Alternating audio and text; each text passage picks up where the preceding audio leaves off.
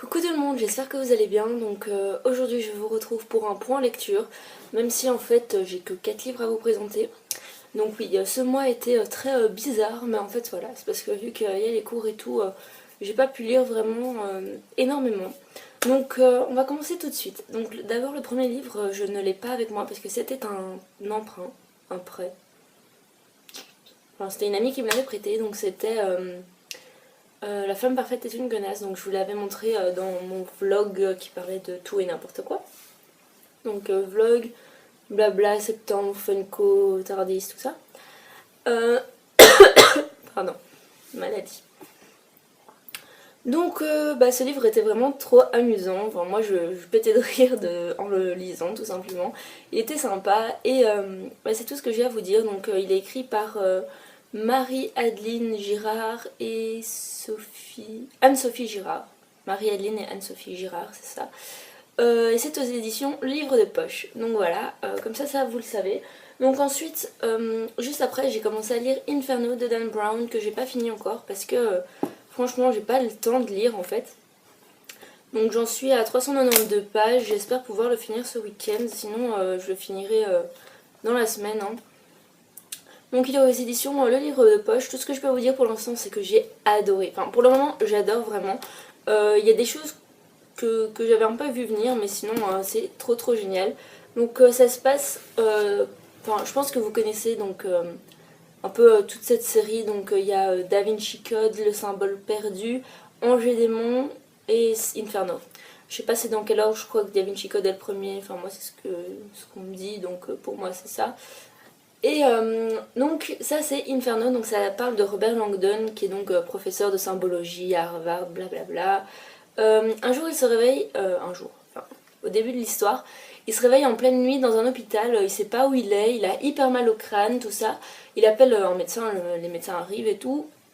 Il lui explique qu'en fait on l'a découvert comme ça à Florence, qu'on est lundi, alors que lui il pensait qu'on était samedi.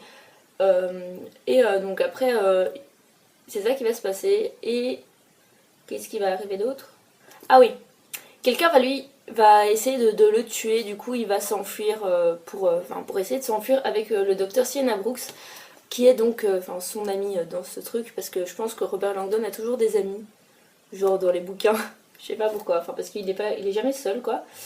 Et voilà. Là, après, il est marqué beaucoup plus de choses, mais c'est, je pense, des choses qu'on ne devrait pas savoir déjà, même si c'est dans le résumé.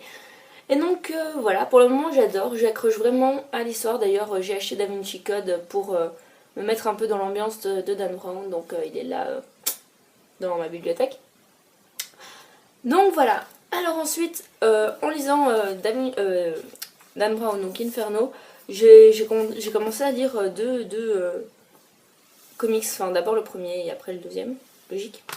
Donc il s'agit de ces deux-là, donc c'est le tome 1 et le tome 2 de All New X-Men de Brian M. Bendis et Stuart Timonen.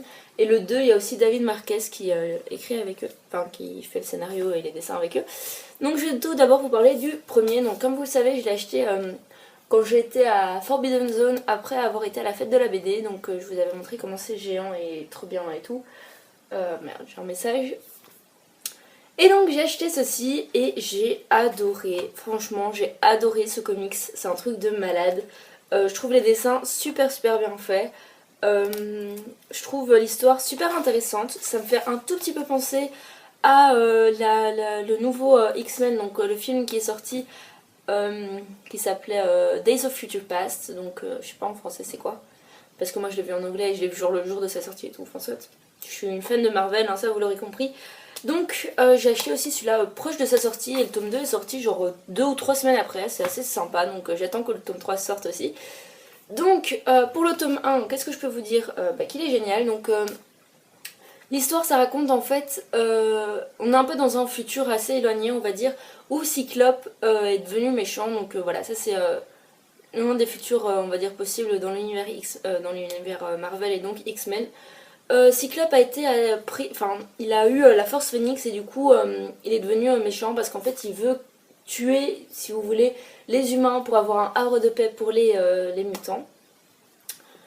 Et de l'autre côté, on a d'autres mutants qui sont plus gentils. Donc on a le Fauve, Tornade, Wolverine, qui d'autre, attendez. En fait c'est tout. Enfin après il y a ceux qu'on ne connaît pas, il y a genre... Ah oui, il y a Malicia et Kitty Pryde aussi. Donc dans les méchants, on a Cyclope, Emma Frost, Magneto et Magic. C'est ça. Et donc en fait, ce qui va se passer, c'est que le Fauve va aller chercher cette blonde-là, qu'on connaît, dans le passé. Donc il va aller chercher Angel, il va aller chercher Jean Grey, enfin voilà, Marvel Girl qui disent, mais bon c'est Jean Grey, Cyclope, mais du passé, et Bobby, et le Fauve. Le Fauve va aller se chercher lui-même avec Bobby, donc Bobby c'est Iceberg, voilà. Et donc voilà, ensuite va se passer tout plein de péripéties, il va essayer de leur demander de faire changer d'avis à Cyclope pour qu'il redevienne gentil et tout ça, mais tout va pas se passer comme prévu. Donc ça c'est un peu la fin, enfin voilà, c'est un peu exprimé un peu bizarrement, mais c'est super sympa. Je vous conseille vraiment de l'acheter, je sais pas du tout combien il coûte, j'ai complètement oublié. Mais en tout cas voilà, c'est un super truc en hardback dans les éditions Marvel Now. Et voilà, je suis vraiment fan. Et c'est ça. J'aimerais bien voir tous les Marvel Now parce que j'ai vu qu'il y en avait qui étaient super. Donc il y a par exemple Thor qui est... j'ai trop envie de l'acheter quoi.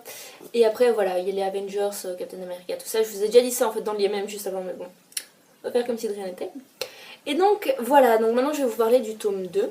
Alors le tome 2, ça raconte la suite tout simplement. Je peux pas vous raconter plus de choses à part ce qu'il y a derrière. Donc à savoir que Mystique apparaît, tout simplement. Donc c'est une bonne suite, mais je préfère le tome 1, voilà. Je suis complètement amoureuse du tome 1, le tome 2 m'a un peu déçue. J'ai l'impression que les dessins sont un peu différents, même si pas trop. Mais je sais pas. Il y a des choses qui sont super bien faites, du genre l'apparition d'Angel, donc l'apparition du vieux Angel. Après, voilà. J'aime beaucoup. C'est un peu... il y a un peu n'importe quoi dedans. Mais voilà. Et on voit que quand même ils réussissent à faire quelque chose qui tienne le coup quoi. Et donc je suis assez contente d'avoir le tome 2 aussi. J'attends en fait la suite tout simplement. J'espère que ça va bientôt sortir. Et voilà, donc pour le futur, je sais pas, je vais d'abord finir ça. Puis peut-être qu'en fait je vais lire Orgueil et Préjugés dans la nouvelle édition, enfin dans Ultime que je vous avais montré dans les mêmes juste avant, j'essaie de le sortir. Ça, allez, hop. Voilà, comme ça. Comme ça, je pourrais enfin terminer l'histoire, même si je la connais par cœur, j'ai envie de dire, voilà. Mais comme ça, je pourrais la terminer selon les mots de Jane Austen. Je pensais à Green, pourquoi? Ah oui, pour Jean Grey, voilà. Donc, de Jane Austen. Ensuite, je vais peut-être lire Apocalypse Zombie, vu que c'était un prêt. J'ai essayé de le lire assez vite. Voilà, c'est ça. Puis en tant que comics, je sais pas, j'en ai encore tout plein à lire vu que à la fête de la BD j'en avais acheté tout plein. J'ai à peine lu le premier de Infinity, du coup, et encore quoi, j'ai à peine commencé, j'ai même pas... Là, je suis complètement à la masse. Du coup je vais les lire et c'est ça, donc je vais surtout terminer ceci. Et donc c'est ça, je vous fais à tous de très très gros bisous, je vous dis à très très bientôt. Non, je vous souhaite d'abord tout le bonheur du monde et je vous dis à très très bientôt pour bien sûr de nouvelles aventures sur ma chaîne et mon blog. Et c'est ça. Bye!